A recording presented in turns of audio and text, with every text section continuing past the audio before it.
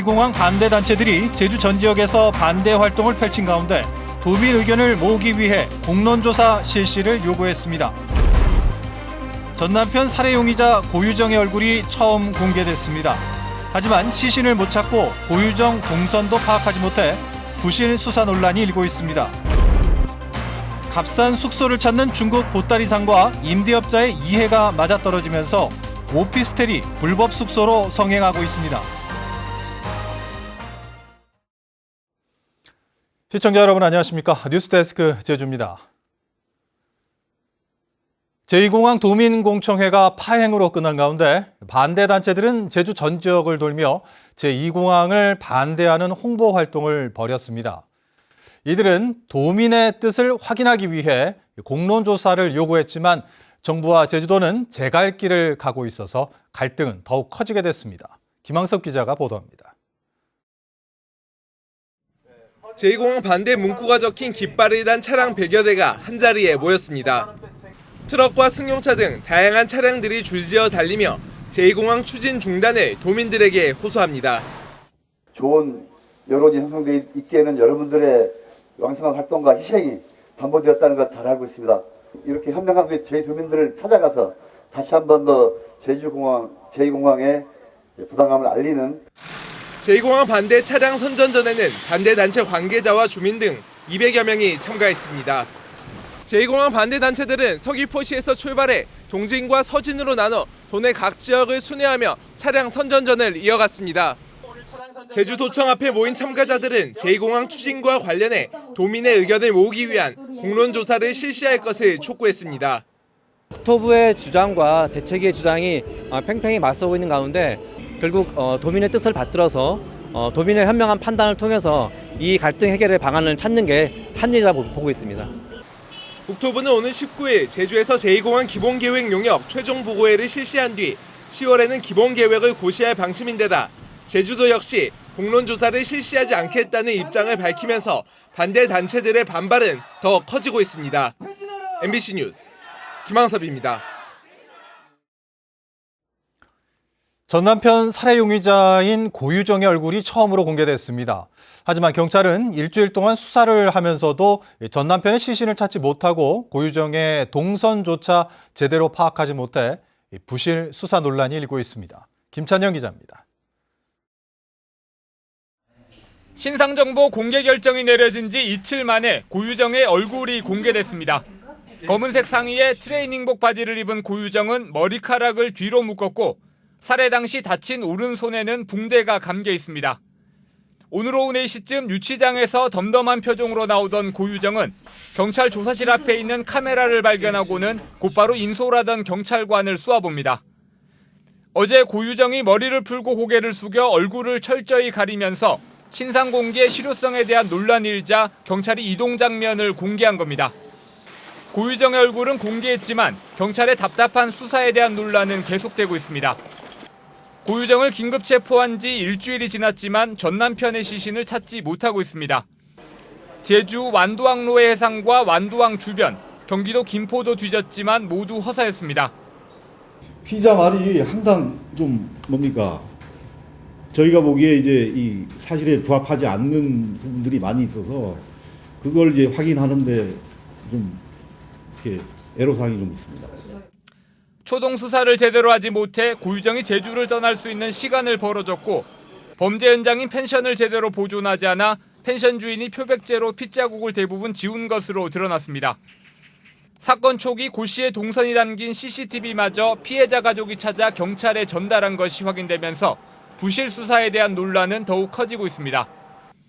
경찰은 고유정이 우발적 살인을 계속 주장해 현장 검증에 실익이 없다고 판단해 이를 생략하고 오는 12일 사건을 검찰에 송치할 계획입니다.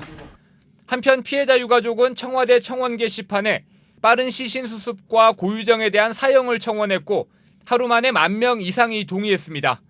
MBC 뉴스 김찬년입니다.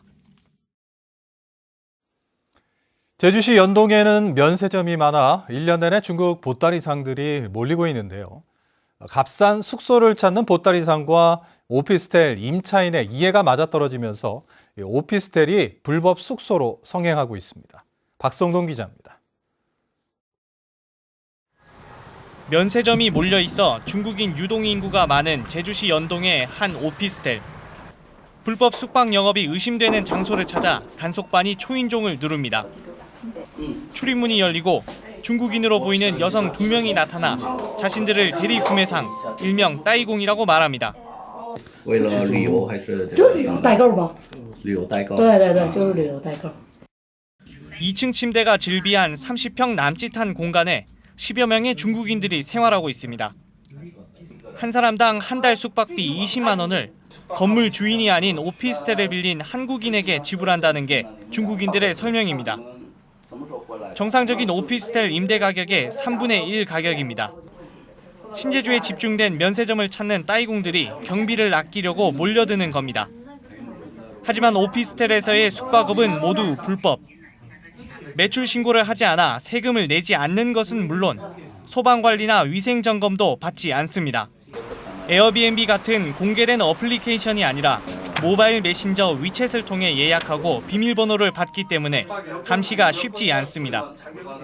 막상 현장을 덮쳐도 둘러대기 일수. 지인을 통해서 왔다. 우리는 돈을 안 낸다. 이렇게 하는 과정이 있어 버리니까 이런 거에는 우리가 어떻게 법 제정에 더 이렇게 강요할 수는 없습니다. 올 들어 적발된 불법 숙박업은 110여 건. 이미 지난해 적발 건수 101건을 훌쩍 넘었고 이 가운데 40건이 고발됐습니다. 외국인을 대상으로 오피스텔에서 일어나는 불법 숙박업이 단속의 또 다른 사각지대가 되고 있습니다. MBC 뉴스 박성동입니다.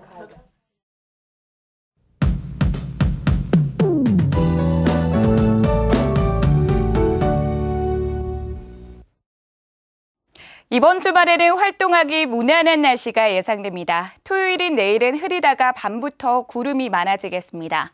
아침 기온은 18도로 오늘보다 낮게 시작하겠고 낮 기온은 25도로 오늘보다 조금 높겠습니다. 자외선 지수는 높음에서 매우 높음 단계로 예상되니까요. 외출하실 때는 긴 소매와 모자, 선글라스로 자외선 차단에 유의해 주시기 바랍니다. 일요일은 맑은 하늘이 드러나겠고 기온은 토요일과 비슷하겠습니다.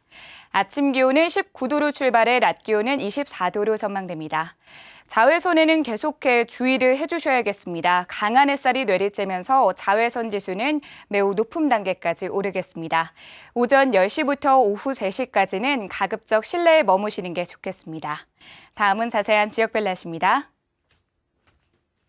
내일 아침 기온은 오늘보다 1에서 3도 정도 떨어지겠습니다. 북부와 서부, 남부 18도, 동부 17도를 보이겠습니다. 낮 기온은 오늘보다 조금 오르겠습니다. 북부와 남부, 동부 25도, 서부 24도로 예상됩니다. 제주 남쪽 먼바다에 내려진 풍랑주의보는 내일 새벽까지 이어지겠습니다. 주간 날씨입니다. 다음 주에는 대체로 맑은 날씨가 이어지겠고요. 낮 기온은 24도 선을 유지하면서 크게 덥지는 않겠습니다. 날씨였습니다. 해군기지 건설 과정에서 인권 침해가 있었다는 경찰청 진상조사위원회의 발표에 대해 강정마을회는 오늘 기자회견을 열고 조사 결과를 환영한다며 정부 차원의 공식 사과와 진상조사를 요구했습니다. 이들은 또 해군과 제주도의회의 공식 사과와 진상조사가 필요하며 정부는 행정대집행 비용의 철회와 피해 주민에 대한 보상, 사면 복권을 조속히 시행해야 한다고 강조했습니다.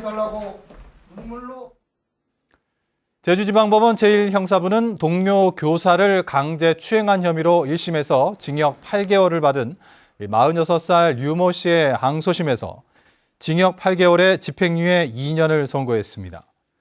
류 씨는 지난 2017년 학교 회식 자리에서 술에 취한 동료 여교사를 모텔로 데려가면서 강제 추행한 혐의로 재판에 넘겨져 1심에서 징역 8개월의 실형을 선고받고 법정 구속됐습니다.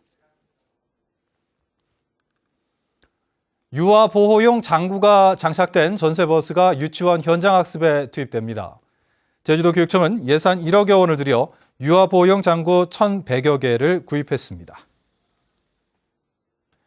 뉴스데스크 제주를 마칩니다. 시청해주신 여러분 고맙습니다.